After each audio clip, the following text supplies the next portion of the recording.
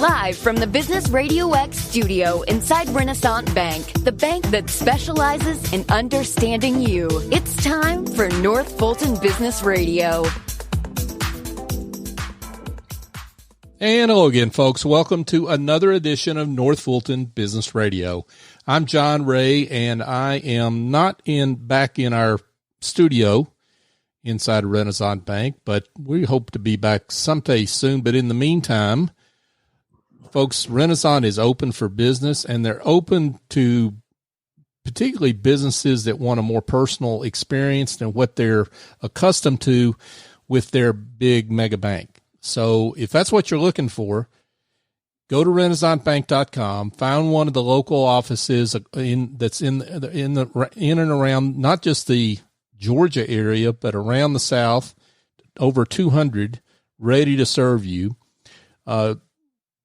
Give them a call, make an appointment. That's how you get in the door, and they're happy to see you. You don't have to be a bank customer to make an appointment, and you can also go through the drive-thru and get a whole lot done there. I can tell you that firsthand. They're great folks. Highly recommend them. Renaissance Bank at renaissancebank.com. Renaissance Bank, understanding you, member FDIC. And now I want to welcome Saurel Quettan, and Saurel is the CEO of exeQfit and a Vistage Chair. Saurel, welcome. Good morning, John. It's great to be with you. I want to acknowledge the work that you're doing in North Fulton for businesses and your listeners, as well as your sponsors. So thank you for the work you do, and thank you for who you are in the community. Well, thank you for that. I appreciate that. But let's get to you, a much more interesting topic than me. I want to know, tell folks that don't know you a little bit about you and how you're serving your community and your marketplace out there. Well, thank you for that question. So the name, earlier offline, John was saying how jealous he was that I have a unique name. I know there's a ton of John Rays around, but not many Saurel Quettans. So you're one of a kind, and I love it. So tell us about how helpful you are. Quettan is the name, and that name is Haitian. Yeah, I was born and raised in Haiti, and came to the States in '77. And though I left Haiti, I never really left. I spent a fair amount of time as the chair of the Georgia Haitian American Chamber of Commerce, as well as a board director at Haiti Outreach, serving Haiti inside of the context of an impossible promise I made in 1999. And that promise is that Haiti is a developed nation in my lifetime. So you were asked the question, who am I and how I serve in the community? While, I introduce myself always first as a husband to Susan Quettan, father to Marcel, right. Marcus, and Marlon. I have 3 men in my life. I love them dearly, and I'm forever grateful for the space that they create so I can be a contributor, not only to my country and my community here, but also a contributor to business owners and CEOs of businesses who say they are committed to something bigger than themselves, and want to have the opportunity to stay connected to that. It's in the world we live in as human beings.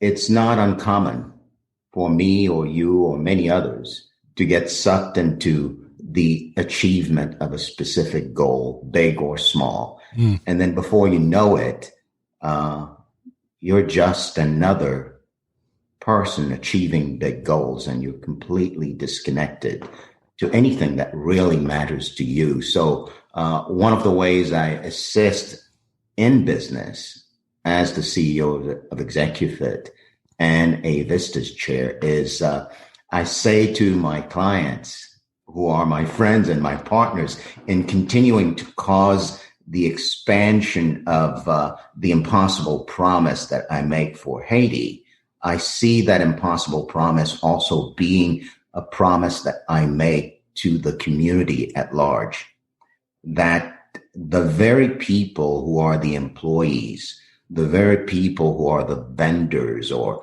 the clients of my clients, the CEOs, the owners, and the founders of businesses around Atlanta, that through these CEOs, there's the potential, John, of touching the employees, touching the vendors, touching the clients, like the ripple effect of just going beyond growing. Is that growing a business is not for the sake of growing the business. Growing a business is for the sake of having a monumental impact on family, employees, and the community at large. So if my wildest dreams are fulfilled, my name will never be mentioned anywhere. And yet, the CEOs I serve, the business owners and the founders I serve, or the executive directors of not-for-profit organizations I serve, their names may not be mentioned either. But the multitude of employees and communities and others that they serve will have a quality of life that is unequivocally not just better, but like the quality of life that every human being wants, whether you're an employee, a vendor, or a client. So long-winded answer, John, but that's really who I am. I wake up and I anchor myself to that promise. And then I say, what's next? And what's next may be scheduled or not. But what's next, I work to have what's next be driven by the promise. Now, a lot there for us to unpack, but I'd like to make sure we cover exeQfit and Vistage. And Vistage is a fairly well-known name for most people, but for those that don't know Vistage, why don't you explain Vistage and then, of course, your own company, exeQfit? Awesome. Vistage is an organization that's been around for over 60 years. And as a professional, a CEO myself, I benefited immensely from a peer advisory board when I first started my business. I myself was a member of a peer advisory board for over 4 years. And I got to take my business from a fledgling 3-employee, 2 trucks, working out of a clubhouse to now a 52-employee organization serving the state of Georgia, serving the state of Virginia, and Chattanooga, Tennessee. That company is QM3 Utility Services. That company is now being run by my wife, who's the CEO, Saurel Quettan. And I mentioned that company because it is the space and the foundation that makes it possible for me to now be exeQfit and create an entity that says, I exist to serve high integrity CEOs, owners, and founders who say they are committed to something bigger than themselves and are looking for partnership to sustain that connection and have that connection serve the world. So exeQfit exists for that. And one of the ways that I saw possible to make that happen for CEOs and founders is to get them to connect to something that I call the magic and power of the collective. And peer advisory boards happens to be an effective way to tap into the magic and power of the collective. So when I and exeQfit looked around, it made sense to partner with an organization like Vistage, who's been in the business of studying CEO performance through peer advisory boards for over 60 years. So Vistage is that organization that specializes in that, and exeQfit is the organization that is fortunate to be a partner of Vistage, providing myself as a chair for peer advisory boards in the Atlanta area. Now, before we came on the air, Saurel, we were talking about exeQfit and your previous work before Vistage, and how you've run peer groups, advisory groups for many years. And I asked you, why Vistage if you've been doing it on your own before? And I thought you had a really good answer. I'd love if you'd share that with folks. Yeah, yes, indeed. And as I mentioned to you earlier, the power and magic of the collective applies to everyone. And one of the things that, as a chair, I really cherish is the community of other chairs, a group of individuals who, we're in business to make a living. Mm-hmm. But you know what? We're not really driven by that. So I'm lucky enough to have a group of people who wake up every morning and say, you know what? We are those men and women who live in the world and traffic in the world as the source of empowerment and the space inside of which CEOs, founders, and business owners can create for themselves an environment that gets them to succeed over time. So why Vistage? The community of chairs who exist. It's kind of like the Knights of the Round Table, literally. And also the community of CEOs and founders who are members of Vistage peer groups. They're like brothers and sisters. Mm. And I say this, I don't want to make it significant, and I don't say it lightly either. One of the characteristics of a peer group is the following, not one, I'll say 4 of the characteristics, right? It's awesome to be in a group of caring individuals. And by caring, I mean this. As a human being, I'm always what's in it for me. And when I can be with that as an innate human trait that I don't condemn or make wrong, I can actually go beyond it to really be caring. And what I mean by caring is to be present for the sake of making a difference for another, bringing my expertise, my experience, and my network as gifts that I bear to the collective.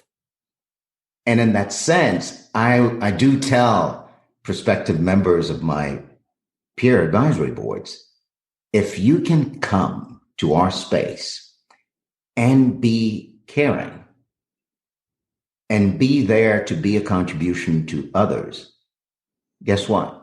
You don't have to worry, because 12 to 15 others will be there to do just that for you. So in surrendering to the collective by bringing oneself as a gift to the collective, you get way more than you can ever imagine. So that's the first characteristic that really attracted me to the space of chairs and the space of Vistage members. This is count. I want you to continue in a second, but I want to just quickly jump in here because this is counterintuitive, right? That you give, right? and it's hard sometimes for people, even when they want to try to internalize that thought that you give in order to get or to receive in some way, right? I mean, talk more about that. It's even more counterintuitive than that. In the collective that I imagine, John, mm-hmm. I am, you are, each and every is the collective. And in that sense, my access to the collective may be, and I'm just speculating on this, may be my relinquishing my own individuality, like my own self. So when I come bearing my expertise and my experience and my network as gifts, it's not that the collective needs it. Because guess what? The collective has everything it needs. Mm. So in that sense, minor correction, it's not giving to get. It's giving just for the sake of giving. Mm. That's not a minor correction. That's a big one right there. It is giving just for the sake of giving. Right. Because when as a CEO, when I come to my company and I am that my employees, my clients, my vendors, and myself are one. And that what I need, I get from them. What they need, they get from me. It's not a kind of give and take. It's that, it's all in the pool. We get access to it. Mm. So it is totally counterintuitive. But man, when engaged that way, there is access to something beyond just giving for the sake of getting something in return. And it's something to be experienced as opposed to something to be explained. And Vistage chairs and Vistage members will tell you that year after year, month after month of participating in an environment that's nurtured and sustained that way creates the kind of opportunities for their companies to grow. The research from Dun & Bradstreet shows that CEOs and founders who operate that way and participate as members enjoy a 2.2 times faster growth rate than their peers in the same industries. Well, let's just stop there and underline that. 2.5 times faster growth. 2.2. 2 times. So double the growth rate. Double the growth rate of their peers in the same industries. So if your industry is growing at 6%, you go to a Vistage group, you're more likely to hit 12% for your business. Absolutely. Wow. And guess what? Counterintuitive, it's going to demand that as a CEO, as a founder, as a human being, that you transform yourself to access that kind of growth. Because growing that way is also counterintuitive. Meaning, we don't have to knock MBA schools and we don't have to knock the knowledge that we have. But as an individual CEO, there's only so much that you can do yourself with your company, with your accountant, with your finance department, with your IT department to grow. The kind of innovative and out-of-the-box ideas that will accelerate growth in a way that you can't imagine now comes from a collective of peers, 12 to 15 of them. No one member is from the same industry. Mm-hmm. I work really hard to create a very diverse environment, diverse in experience, diverse in ethnicity, diverse in education, diverse in background, diverse in age, and certainly diverse in industry. And each other gives the permission to be confrontational, to confront what you already know for sure, that just ain't so. Mm. And to see something beyond what you already know that provides access to a way of operating or new service or new product that takes your company beyond where it is now. So that's the second aspect of being in a peer group that makes it so rich. As a CEO, guess what? You're the top dog and you're the lead dog. Mm-hmm. Nobody questions you. Nobody evaluates your performance. Nobody tells you what to do. And when it comes time for you to deal with a decision that's going to impact the trajectory of the company, more often than not, CEOs and founders are alone in making that decision.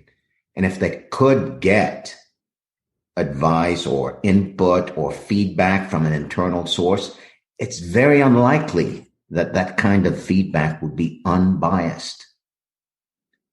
So to be in a group of peers who've been there, done that, and are just like you, and make a pact with you to be in your face and confront you, and to force you to grow beyond any rut that you've become stuck in, is essential to the growth of a CEO and the kind of growth that companies experience as chairs.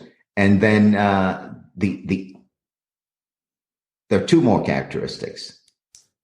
The next one is being vulnerable. Now, you talked about counterintuitive earlier, and I'm thinking that mostly in business circles, the word vulnerable rarely comes up. And yet, when you look at a CEO, a founder, she or he is the same human being at home as they are in the company with their clients and with their peers. So to have an issue that's impacting you as an individual and think that that issue is not impacting the business is ludicrous. Mm. So there is a huge amount of vulnerability that a confidential, closed environment affords a CEO, such that the CEO can actually get that conversation that's needed to go beyond something that's impacting performance that has nothing to do with competence as a professional or knowledge or structures and systems in the company. So there's that aspect that really was just so attractive to me. And last but not least, wild and crazy folks just exploring the unknown. Mm-hmm. And that happens in two ways. As a chair, I don't act as a consultant, so I don't tell the CEOs what to do. I'm the guy who gets the privilege to ask really stupid, dumb, off-the-cuff questions that force people to look in a direction maybe they've never looked, and that's in the direction of something they know is true, and they're willing to confront that maybe it's not, for the sake of seeing and having another point of view. In a nutshell, that is why Vistage for me, and that is why exeQfit. And there's a lot of science that undergirds the whole thing. I'll pause here and see if you have any questions, and then I'd love to tell you how it actually works. Yeah. So, folks, we're here with Saurel Quettan, and Saurel is the CEO of exeQfit and a Vistage Chair. Saurel, what I'd like to get to is, I guess, a couple of things. One is to talk about the kind of you mentioned qualitatively the kind of folks that are really good fits for a Vistage board seat. Mm-hmm. Talk a little bit about what you do to make sure you get the right folks, because that's really the key to making. Really the key, isn't it? Yeah, right. That's the key to making it, because you're vetting them as much as they're vetting you. That is correct. Right. And then talk a little bit about how just the practicalities of it. You know, when you meet, how you meet, how you communicate with each other on that board, that kind of thing? Awesome. So we'll take it in two steps, and let's first cover the vetting or mutual selection process. And it is really a mutual selection process. So as I approach founders, CEOs, and others, it's really wide open and clear that this is not a sales pitch. This is the opening for an invitation to participate in a conversation designed to grow your company faster, easier, and with a lot less risk. And it's a mutual selection process. So the process goes like this. The first invitation is an invitation to simply have a conversation. And in that conversation, I lean heavily on the about statement that's published on my LinkedIn page. I spent a fair amount of time crafting that, not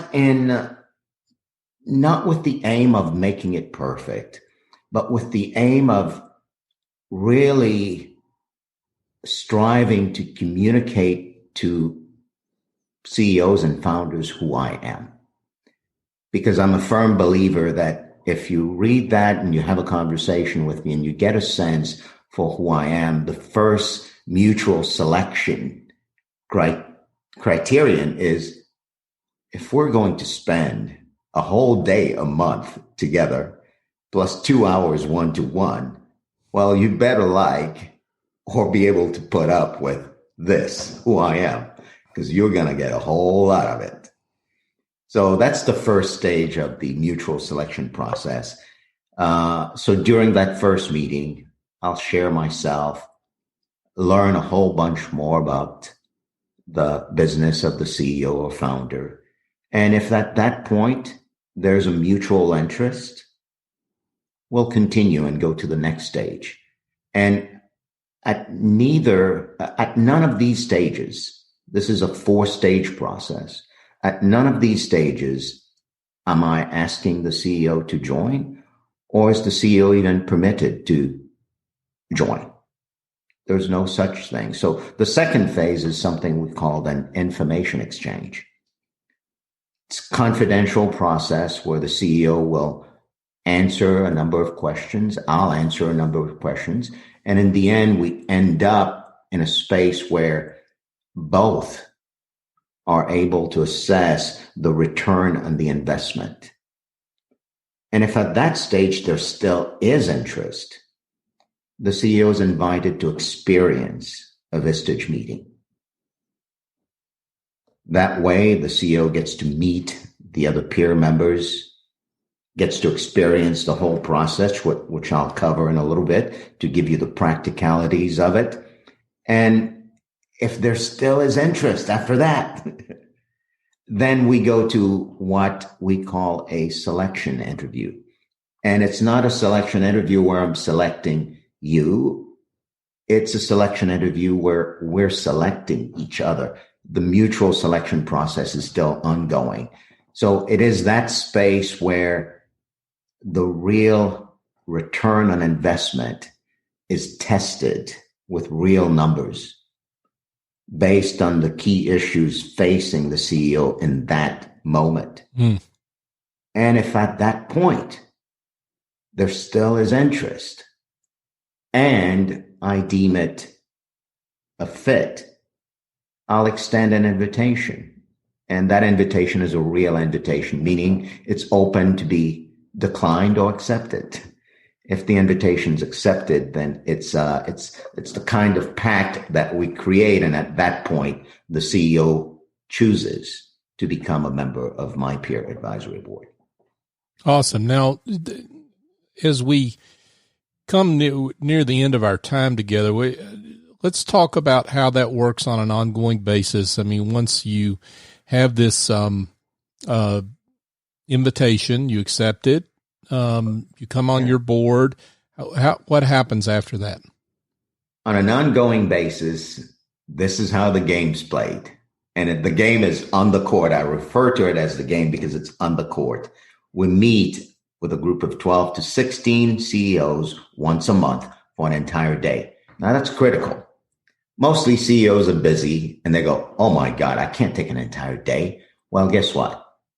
Part and parcel of the growth that CEOs experience and their companies experience has to do with the time that they take to work on their business. Think strategically. That one day a month works like this. For the first 3 to 4 hours of the day, I bring in an industry expert focusing on either leadership, talent management, marketing, you name it. But the issue is not random.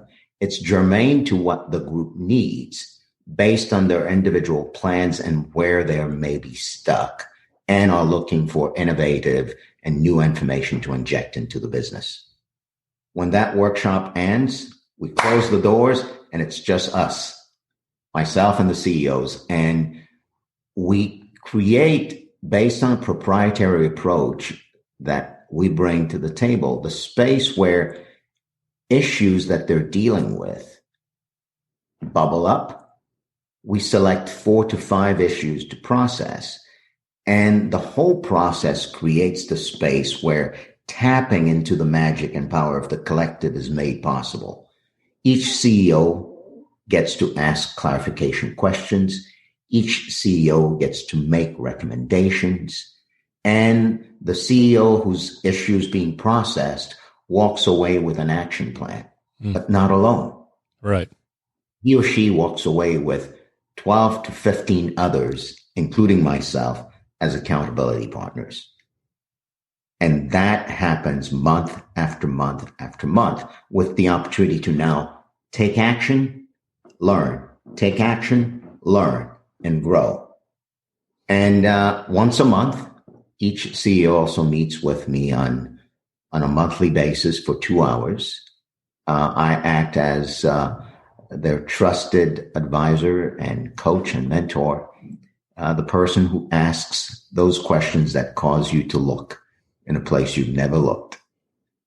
And that's how it goes on a monthly basis. Now, there's 2 types of investment. There's the investment in time, once a month for an entire day, once a month, 2 hours with me, and once a year when we're live. Our meetings are virtual right now. Once a year when we're live, one of the members will host the meeting.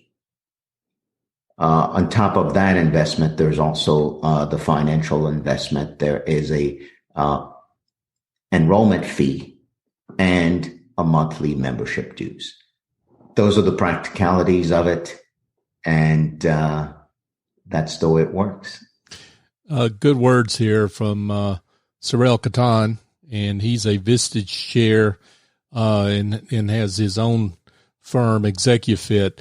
Saurel, this has been great, and we could go on for some time, but I'm good. We're going to cut it off right here. Yeah, right? well, yeah.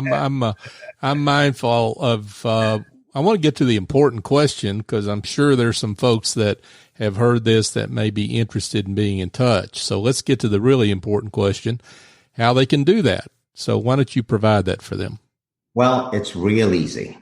My first name is Saurel. That's Saurel. I'll repeat that. Saurel.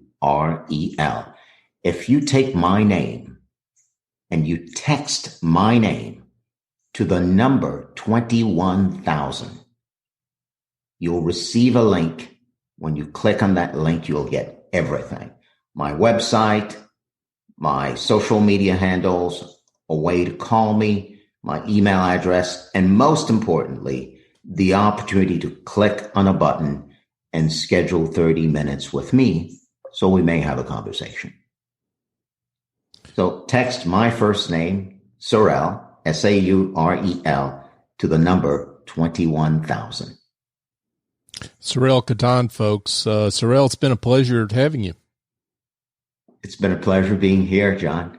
Thank you so much. I look forward to another conversation with you. Me too. Thank you. All right.